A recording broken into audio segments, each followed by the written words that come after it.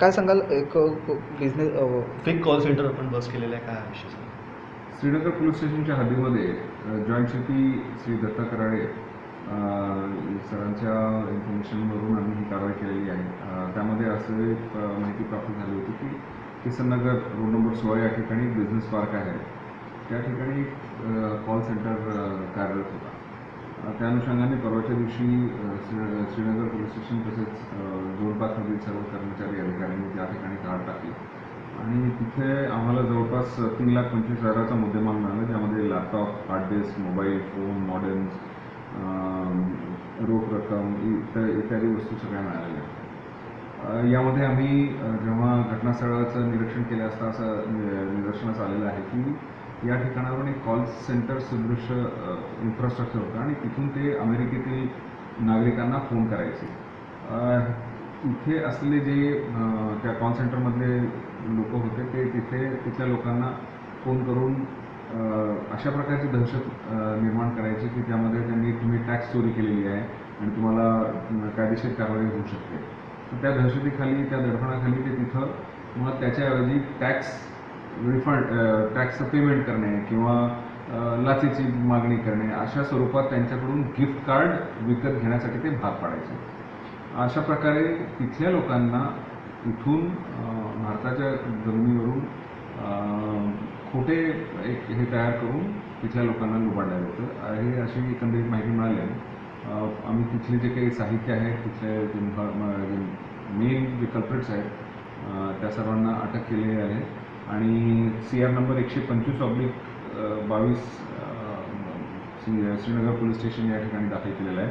IPC section 419, 420, 384, 201, 120B आणि Indian telegraph ॲक्टचे कलम 25/72 सह 75 या कलमांतर्गत आम्ही गुन्हा दाखल केलेला आहे। आतापर्यंत आम्ही 11 आरोपींना अटक केलेलं आहे। त्यामध्ये महत्त्वाचे जे 3 आरोपी आहेत, हैदर अय्यूब मंसुरी, भाविन शहा आणि तुषार परमार, हे मेन त्याच्यामध्ये आरोपी आहेत। इतर 9 लोकांना सुद्धा त्यामध्ये अटक करण्यात आलेलं आहे। काल माननीय कोर्टामध्ये त्यांना हजर केले असता 26 तारखेपर्यंत आम्हाला कस्टडी मिळाली आहे। सर आरोपीचं बॅकग्राऊंड सर? आरोपी ह्या तिघांपैकी एक हैदर अली मंसुरी जो आहे त्याच्यावर 2016 अशा प्रकारचा एक गुन्हा दाखल आहे। सर हा जो call centre, international call centre हा भारतात तर कसा ऑपरेट करायचा आणि बेसिकली भारताला काय लागेल म्हणजे इकडनं काही ऑपरेट कसे करायचे लोक? म्हणजे इथं बेसिकली इथल्या कॉल सेंटर 11 आरोपियों को अरेस्ट किया है और इसमें और आरोपी बाकी इन्वेस्टिगेशन के बाद अगर निष्पन्न होगी तो उनके ऊपर कार्रवाई। सर एक इंटरनेशनल कॉल सेंटर अपने अपना इंडिया से चल रहा था, क्या ये पूरा मामला बताएंगे सर?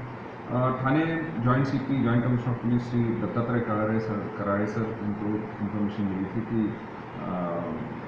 श्रीनगर पुलिस स्टेशन की हद में रोड नंबर 16 किसननगर में एक बिज़नेस पार्क है, सनराइज बिज़नेस पार्क, वहाँ पे एक फेक कॉल सेंटर चल रहा है।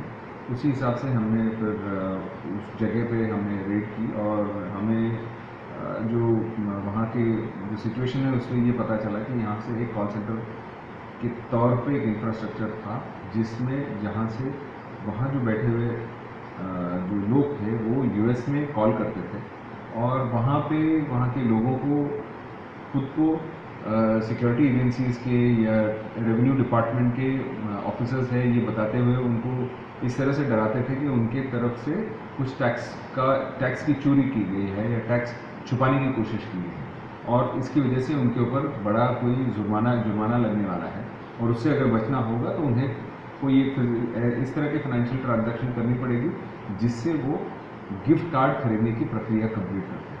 इस तरह से वहाँ पे जो यहाँ जो IT पार्क में या यहाँ के कॉल सेंटर से जो कॉल जाता था, US के नागरिकों को वहाँ गिफ्ट कार्ड खरीदते थे और उनसे फिर उसी गिफ्ट कार्ड के पासपोर्ट ये उनसे मंगवा लेते थे और फिर ये पासपोर्ट उनकी जो टीम ये जो गैंग है उनके कुछ काउंटर पार्ट US में थे उनके साथ शेयर करते थे और फिर जो गिफ्ट कार्ड इनकैश करके उनका हिस्सा इनको वापस मिलता था। इस तरह की ये जो सिचुएशन थी उसके हिसाब से फिर श्रीनगर पुलिस स्टेशन में हमने परसों के दिन ये ऑफेंस रजिस्टर किया है और इसमें श्रीनगर में CR नंबर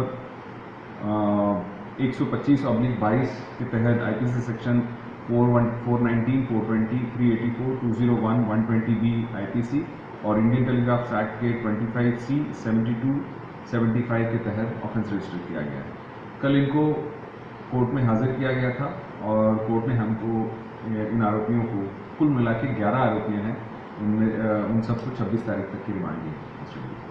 सर इनमें कोई कंप्लेंट वगैरह जैसे मतलब किसी कंप्लेंट वगैरह आपके पास दर्ज नहीं हुई, किस तरीके से आपने इसको ट्रैक किया, कंप्लेंट क्यों नहीं दर्ज हुआ? बेसिकली ये तो इन्फॉर्मेशन बेस्ड वर्कआउट किया गया था और आपने सही बताया कि यहाँ पे जब विक्टिम ही कोई इंडिया का नहीं होता है तो कंप्लेनेंट यहाँ रहने का सवाल ही नहीं होता है और इसी चीज़ का फ़ायदा वो उठाते थे कि जो इन्फो पार्क है वो बहुत ही इंटीरियर में था, किसी को पता रहने की ज़रूरत नहीं थी, कोई यहाँ पे इंडिया में चीट होने वाला नहीं था, इसलिए वो धड़ल्ले से करने की कोशिश किया, उनका प्लान था। बट जब हमको इन्फॉर्मेशन मिली तो हमने उसके ऊपर वर्कआउट किया। हां सर यामध्ये कॉल सेंटरमध्ये असं म्हणजे दाखवण्यात भारतातच आहे कसं ते ऑपरेट करून घ्यायचे ह्या विषयामध्ये? बेसिकली जर तुम्ही पाहिलं तर इथले जे टार्गेट आहेत, त्यांचे जे टार्गेट आहेत ते परदेशातले असायचे, त्यामुळे जी काही लुबाडण्याची प्रक्रिया जी व्हायची ती US मधल्या किंवा इतर देशातल्या नागरिकांची व्हायची, त्यामुळे इथे कंप्लेंट्स मिळणार नाही ह्याचा तो फायदा घ्यायचा.